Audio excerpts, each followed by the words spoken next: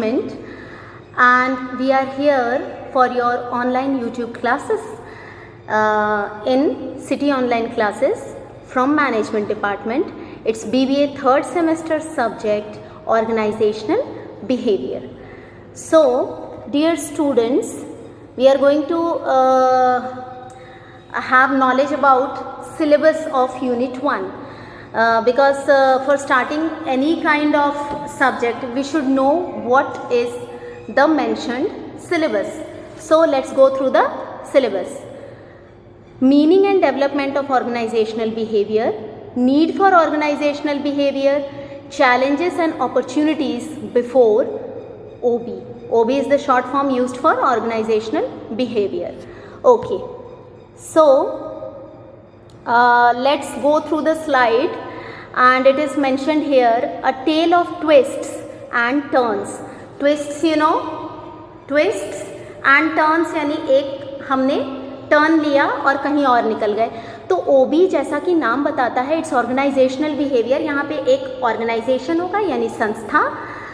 Behaviour के लिए कौन होगा? पीपल होंगे. अब संस्था का पीपल के प्रति कैसा बिहेवियर है, पीपल का संस्था यानी ऑर्गेनाइजेशन के प्रति कैसा बिहेवियर है, और इनका स्ट्रक्चर कैसा है, ऑर्गेनाइजेशनल कल्चर कैसा है. Culture you all know, India में कल्चर तो बड़ा कॉमन सा बात है कि कैसा कल्चर है, कैसे कल्चर से बिलोंग करते हैं, जैसे हम लोग बोलते हैं. तो यहाँ पे ऑर्गेनाइजेशनल कल्चरल भी देखने को मिलेगा. सो ऑर्गेनाइजेशनल बिहेवियर का एक ये छोटा सा एग्जाम्पल है कोटेशन टाइप में, a tale of twists and turns. क्योंकि यहाँ पे हम बिहेवियर को पढ़ेंगे ऑर्गेनाइजेशन और पीपल और स्ट्रक्चर के. सो डेफिनेटली जहाँ पे भी बिहेवियर होगा वहाँ पे परेशानियाँ होंगी, कॉन्फ्लिक्ट्स होंगी, लड़ाइयाँ होंगी और चेंजेस होंगे, लोगों को कोऑर्डिनेट करके चलना होगा. तो as a manager you will have to play a lot and lot of roles here, and it's tale of twists and turn. Twists आएंगी फिर टर्न हो जाएंगे. So let's move on to the next slide. What is an organization? जब हम organisational behaviour पढ़ रहे हैं तो हमें ये पता होना चाहिए कि आखिर ऑर्गेनाइजेशन क्या है, यानी संस्था क्या है. A tool used by people to coordinate their actions to obtain something they desire or value. एक ऐसा टूल जहाँ पे हम इंसानों के एक्शंस को कोऑर्डिनेट करेंगे, एक साथ लेकर चलेंगे और संस्था की जो भी ऑब्जेक्टिव्स हैं, जो भी उसके गोल्स हैं, उसको पूरा करेंगे. Next point is organizations provide goods and services. Organization employ people. Organization goods भी बनाता है, services भी बनाता है. Services यानी बैंकिंग, वेयरहाउसिंग, ट्रांसपोर्टेशन, ये जितनी भी हमारे सेवा संस्थाएं होती हैं ये भी सर्विस सेक्टर में आती हैं और ये भी बनाई जाती हैं. देन प्रोडक्ट्स, चाहे सुई ले लीजिए, निडल, चाहे एयरक्राफ्ट ले लीजिए, हर चीज़ ऑर्गेनाइजेशन बनाता है. So organization provide goods and services. Organization employ people, ये लोगों को नौकरी भी देता है, एम्प्लॉय करता है. ठीक है. The next point is organization brings together people and resources to produce products and services. कैसे वो गुड्स एंड सर्विसेज बनाता है?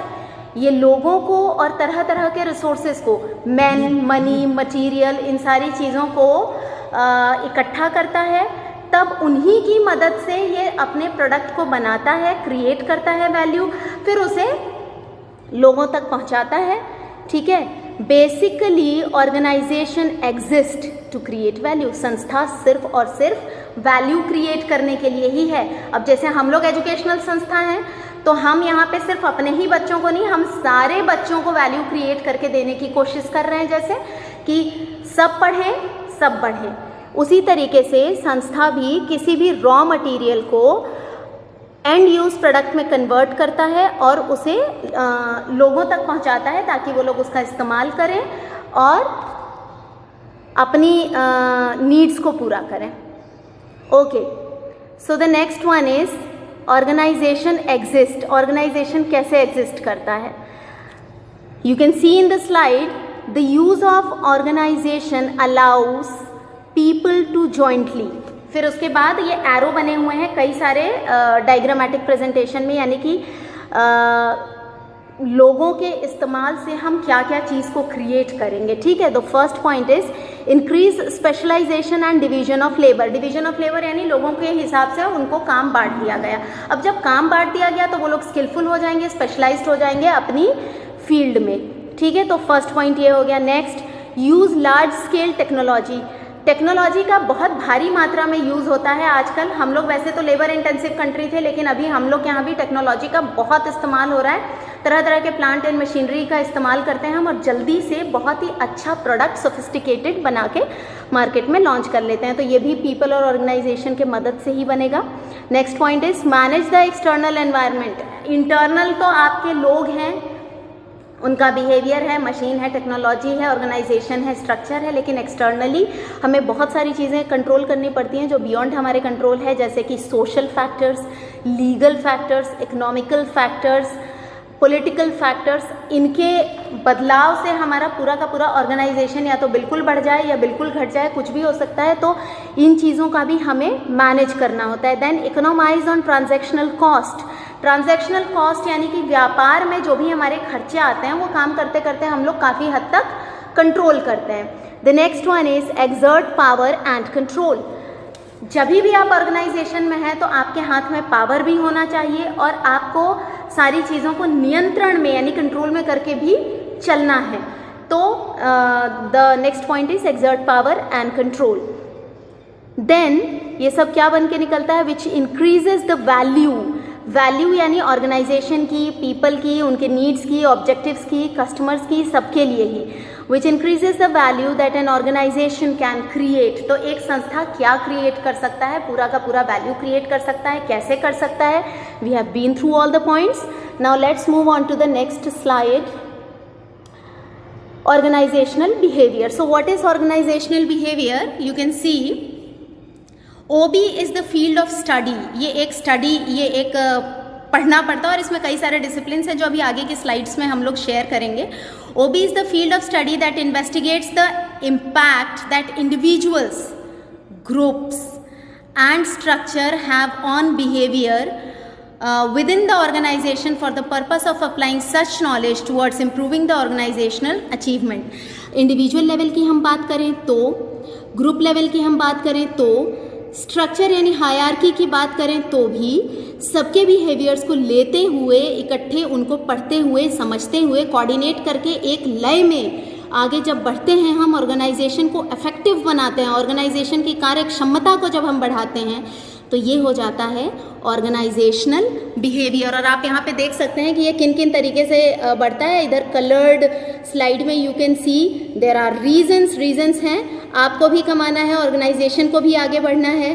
Then correctly feels as a team, evaluated यानी इवैल्यूएशन भी होते रहेंगे यहाँ पे। देन सोशल होगा यानी कि लोफिंग होगी, तरह तरह की बातें होंगी, सामाजिक लोग होंगे। इंडिविजुअल से आप ग्रुप में बनेंगे, ग्रुप से आप यूनियन में बनेंगे, आपका यूनियन बनेगा, ऑर्गेनाइजेशन का यूनियन बनेगा। किस तरीके से चीज़ों को हमें समझना होगा, एक साथ लेकर चलना होगा, ये सारी चीज़ें ऑर्गेनाइजेशनल बिहेवियर में पढ़ना है। Organizational behaviour is nothing, you understand कि ऑर्गेनाइजेशन किस तरीके से रिएक्ट करता है एम्प्लॉयज़ के साथ, यानी एम्प्लॉय कैसे रिएक्ट करता है ऑर्गेनाइजेशन के साथ। एंड बीइंग द मैनेजर, आप कैसे इन दोनों के बीच में लिंकिंग पिन बनेंगे और दोनों के ही उद्देश्य को एक साथ लेकर कैसे आगे बढ़ेंगे। और इंडिविजुअल लेवल में एक एक इंसान को, फिर ग्रुप लेवल में उनको लेकर आपको कैसे आगे बढ़ना है, कैसे काम कराना है, और उस रास्ते में कितनी रुकावटें आएंगी, कॉन्फ्लिक्ट्स आएंगे, आपको रेजोल्यूशन करना होगा, सॉल्व करना होगा, लड़ाइयाँ होंगी, यूनियंस बनेंगे, बहुत सारी चीज़ें होती हैं जो हम पहले से सोच के चलते हैं कि अगर ऑर्गेनाइजेशन है तो ये चीज़ें होंगी, आपको कैसे इफेक्टिवली उसको गोल्स के प्रति लेके जाना है, ये सारा OB में पढ़ना है। Next slide, you can see the organizational behaviour chart. यहाँ पे सबसे पहले हम एज ए इंडिविजुअल आते हैं। जब आप किसी भी ऑर्गेनाइजेशन में जाएंगे तो आप होंगे, अकेले होंगे, फिर आप उसे ग्रुप में टर्न हो जाएंगे, आपकी दोस्ती होगी एक लोग से, फिर 2 लोग से, फिर 3 लोग से, फिर डिपार्टमेंट के कई सारे लोगों से आपकी दोस्ती होती जाएगी। Then you will turn into हम इस ऑर्गेनाइजेशन से बिलोंग करते हैं। जैसे मैं जब आई थी तो अकेले आई थी, फिर मेरा मैनेजमेंट डिपार्टमेंट हुआ, and now we are CGC, city groups of colleges. तो ये हमारे ऑर्गेनाइजेशन का नाम है, उस तरीके से हम ऑर्गेनाइजेशन हो गए। Now the next slide. It's an example कि if I want to understand my boss's personality, I would be examining the individual level of analysis. अगर मुझे अपने बॉस के पर्सनालिटी को एग्जामिन करना है, समझना है कि बॉस कब कैसे रिएक्ट करेंगे, किस तरीके से बिहेव करेंगे, तो मैं उनका इंडिविजुअल लेवल ऑफ एनालिसिस करूंगी. If we want to know about how my manager's personality affect my team, लेकिन अगर मुझे ये जानना होगा कि मेरे मैनेजर की पर्सनालिटी मेरे टीम को कैसा अफेक्ट करती है, पॉजिटिव करती है, नेगेटिव करती है, तो I am examining things at the team level. अब मैं इंडिविजुअल लेवल में पर्सनालिटी नहीं, अब मैं टीम लेवल में मैनेजर की पर्सनालिटी को एनालाइज करूंगी.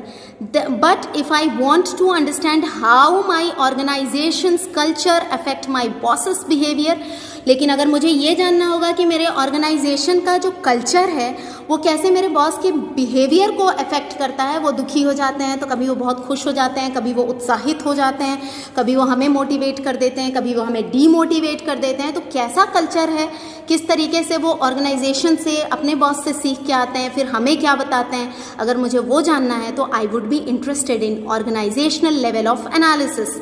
अगर मुझे ऑर्गेनाइजेशनल लेवल में जानना है तो ऑर्गेनाइजेशनल लेवल ऑफ एनालिसिस जब मैं करूंगी तो ये हो गया organisational behaviour. Okay, so next let's move on to the next slide. OB draws from other disciplines to create a unique field. OB अपने आप अकेले एज अ सब्जेक्ट नहीं बना है, ये कई सारे डिसिप्लिन से प्रेरित होकर और वहाँ से सीख कर बना है. अब हम इस स्लाइड में ये इन्हीं चीज़ों को देखेंगे कि जैसे कि पर्सनालिटी एंड मोटिवेशन की अगर बात करें, एक इंसान की अभी हमने बात करी थी कि पर्सनालिटी को जज करना है या किसी को मोटिवेट करना है, किस तरीके से आप मैनेजर होंगे तो मोटिवेट करेंगे, और ये सारी चीज़ों को अगर हमें करना है तो हमें पढ़ना पड़ेगा साइकोलॉजी. मतलब ये नहीं है कि आपको पढ़ना पड़ेगा, इन सारे डिसिप्लिन से थोड़ा थोड़ा लेकर आपका बना हुआ है. OB we are discussing it here. So the first subject जहाँ से हमने लिया है OB का पार्ट वो है मनोविज्ञान यानी कि psychology. The next subject is sociology. देखो, मनोविज्ञान यानी कि साइकोलॉजी, जब हम किसी के मन को जानने की कोशिश करते हैं तो बिहेवियर के लिए हमें जानना है कि दिमागी तौर से आप कैसे हैं, तो उसके लिए हमें साइकोलॉजी से ट्रेसेस लेने पड़े. फिर सोशियोलॉजी यानी सामाजिक, समाज में जब आप ग्रुप की तरह से बिहेव करेंगे तो आप कैसे रिएक्ट करेंगे, तो उसके लिए हमें सोशियोलॉजी का भी नॉलेज होना चाहिए.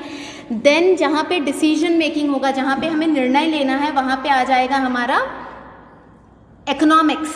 इकोनॉमिक्स होता है ना, अर्थशास्त्र, जहाँ पे हम तरह तरह के डिसीजन मेकिंग करते हैं कि आर्थिक रूप से हमें किस तरह से करना है कि कम खर्चे में हम ज़्यादा से ज़्यादा प्रॉफिट्स लें. So again we draw traces from economics also. Then political science, क्योंकि जहाँ पे मैनेजर होगा, जहाँ पे ऑर्गेनाइजेशन होगा, वहाँ पावर होगा, पोजीशन होगा, इन्फ्लुएंस होगा, हम कैसे लोगों को इन्फ्लुएंस करें, हम कैसे लोगों को अट्रैक्ट करें, कैसे लोग हमारी बातों को सुने, हम पर यकीन करें, तो हमें पॉलिटिकल साइंस से भी ट्रेसेस लेने हैं.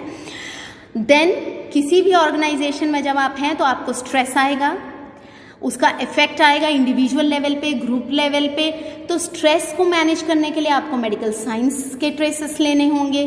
देन एटीट्यूड यानी आपका बिहेवियर, ग्रुप या चेंज की अगर हम बात करें, कोई भी बदलाव आएगा, कुछ होगा, अगर उसकी हम बात करें तो हमें यहाँ पे लेना होगा सोशल साइकोलॉजी, सामाजिक मनोविज्ञान से ट्रेसेस लेने होंगे. इंडिविजुअल कल्चर की बात करें, ऑर्गेनाइजेशनल कल्चर की बात करें तो इसे हम कहते हैं ह्यूमन साइंस, इसे हम लेंगे एंथ्रोपोलॉजी से. तो आप देख सकते हैं बच्चों कि हम लोगों ने कहाँ कहाँ से ट्रेसेस लिए, और OB का यूं ही नहीं आविष्कार हुआ, बहुत सारे सब्जेक्ट्स के कॉम्बिनेशन से OB बना. सो डिफरेंट या वेरियस डिसिप्लिन्स जहाँ से OB आया are psychology, sociology, economics, political science, medical sciences, social psychology and anthropology. Now let's move on to the next slide. Importance of OB. तो OB का जो need है या इम्पोर्टेंस है ये क्या है? OB provides road map to our lives in organization. जब भी आप किसी भी संस्था के हिस्सा बनते हैं तो आपको कैसे अगला कदम रखना है, रोड मैप आप समझ रहे हैं ना, एक एक कदम कैसे हम रखेंगे, कैसे हम बढ़ेंगे. तो ओबी प्रोवाइड्स रोड मैप, आपको पूरा का पूरा रोड मैप प्रोवाइड करेगा कि कैसे कैसे एक एक अगला कदम आपको रखना है, कैसे बढ़ना है। अब देखिए आप यही पढ़ ले रहे हैं सारा चीज़, जैसे जैसे हम आगे बढ़ेंगे देखेंगे कि बॉस का कैसा बिहेवियर है, लोगों के बिहेवियर को मोटिवेशन क्या होता है, परसेप्शन क्या होता है, बहुत सारी चीज़ें यहाँ पे समझनी है, पढ़नी है। तो जब इतना पढ़ के जाएंगे तो डेफिनेटली जब आपको एक एक कदम समझ में आएगा कि कैसे रखना है, कैसे फूंक के रखना है, कैसे चलना है, कैसे डिप्लोमेटिक होना है इन एन ऑर्गेनाइजेशन। तो पहला पॉइंट यही है, ओबी आपको असिस्ट करेगा in putting forward your steps in organisation. The next point is OB uses scientific research to help understand and predict organization life. Organizational behavior में भी आप बहुत सारे मॉडल्स पढ़ेंगे अभी आगे, जैसे जैसे हम लोग बढ़ेंगे आगे, तो उसमें आप देखेंगे कि किस तरीके से इंसानों पे ही रिसर्च हुआ है। यहाँ पे जितने भी साइंटिफिक रिसर्च हैं, शायद आप लोगों ने POM में इससे पहले पढ़ा होगा हाथरॉन एक्सपेरिमेंट्स के बारे में, जो शिकागो GE इलेक्ट्रिक कंपनी में किया गया था। तो इसी तरीके से OB का आप लोगों ने ये भी पढ़ा होगा, मैस्लोस नीड हायरार्की थ्योरी। तो इस तरीके से अभी भी पढ़ेंगे, आगे पढ़ना है। पहले थोड़ा सा बैक का हम लोग समझ रहे हैं। तो साइंटिफिक रिसर्च यहाँ जितने होते हैं वो इंडिविजुअल्स या ग्रुप लेवल में होते हैं, इंसानों पे होते हैं, एम्प्लॉयज़ पे होते हैं। क्यों? जिससे हमें ये पता चले कि ऑर्गेनाइजेशन की कितनी लाइफ है और हम कितना आगे बढ़ेंगे। Then OB helps us to influence organisational events. OB हमें इसमें भी मदद करता है कि हम किस तरीके से प्रभावित कर सकते हैं ऑर्गेनाइजेशन के किसी भी इवेंट को। चेंज आएगा तो कैसे रिएक्ट करना है, परसेप्शन कैसे रखना है, लोगों को कैसे समझना है, ये सारी चीज़ें आप लोग OB में समझेंगे। Then OB understands himself and others better. OB में आप खुद को भी समझेंगे कि एज ए एम्प्लॉई आप कैसे हैं और आपको क्या क्या करना है। आप ऑर्गेनाइजेशन को भी समझेंगे, ऑर्गेनाइजेशन भी आपको समझेगा। तो एक दूसरे के प्रति आपको समझना है, सामंजस्य बनाकर और एक साथ बढ़ना है, यही OB में पढ़ना है। Then OB helps to understand the basis of motivation. Motivation के जो बेस हैं, जो धरातल हैं, जिस पे आप किसी को मोटिवेट करते हैं, किसी को एनकरेज करते हैं आगे बढ़ने के लिए, वो यहाँ पे आप OB में ही समझेंगे कि किस तरीके से लोगों को मोटिवेट करना है। अगर आप कल को मैनेजर बन जाते हैं और आपके सामने कोई क्रिटिकल सिचुएशन आती है, चेंज आता है ऑर्गेनाइजेशन में या कुछ ऐसा आता है, so how you will be tackling the situation will be provided here in OB itself. Okay dear students, so let's move on to next slide.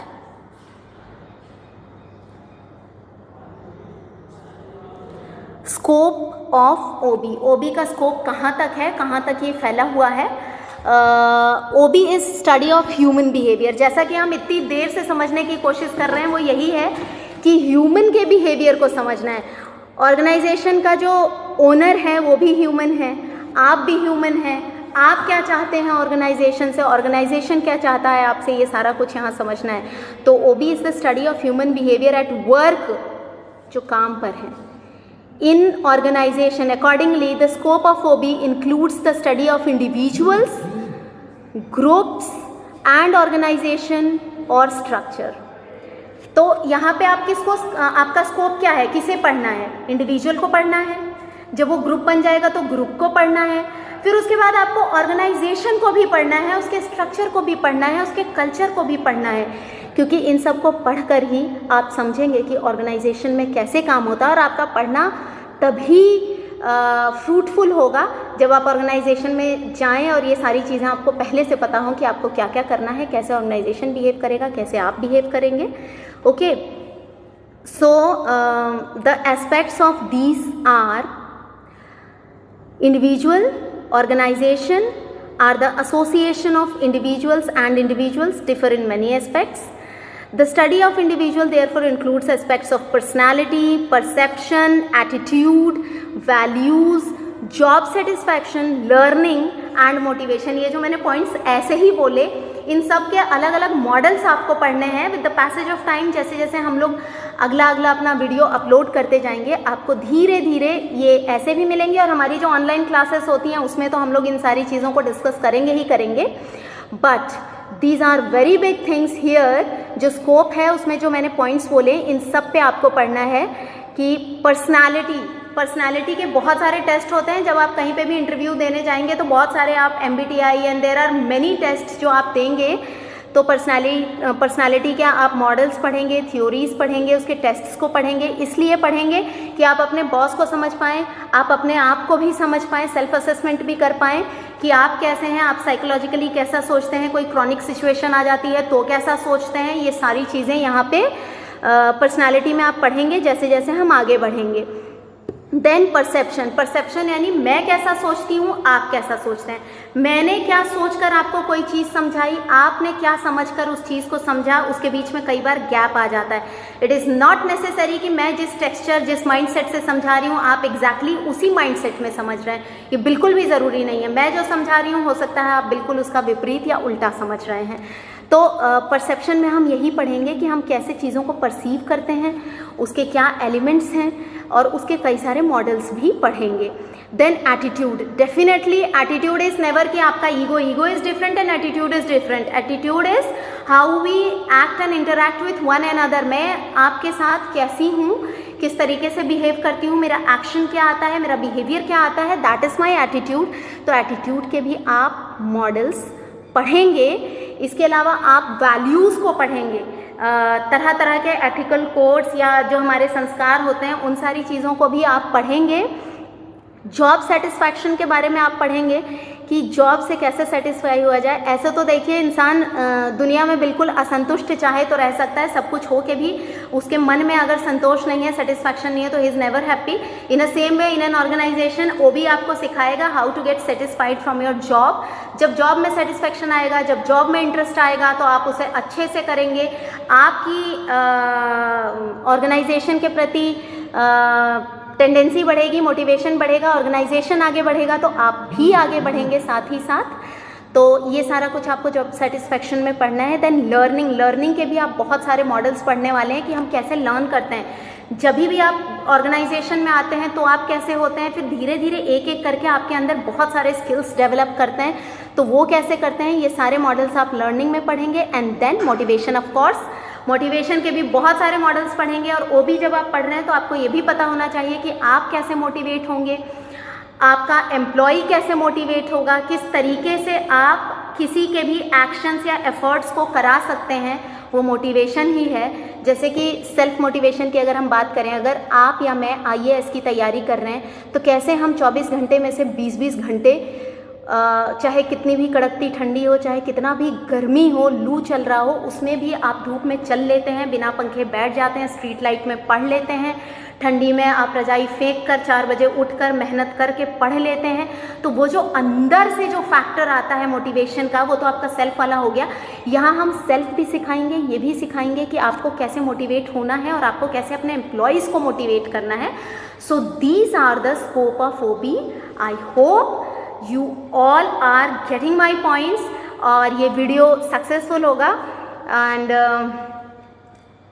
बाकी हम लोग ऑनलाइन क्लासेस में पढ़ेंगे, और ये ना सिर्फ हमारे सिटी ग्रुप्स ऑफ कॉलेज के बच्चों के लिए है, सारे बच्चों के लिए है। आप लोग पढ़िए, आप लोग बढ़िए, और ऑनलाइन क्लासेस में बाकी will discuss further. Till then, thank you so much my dear students of City Groups of Colleges.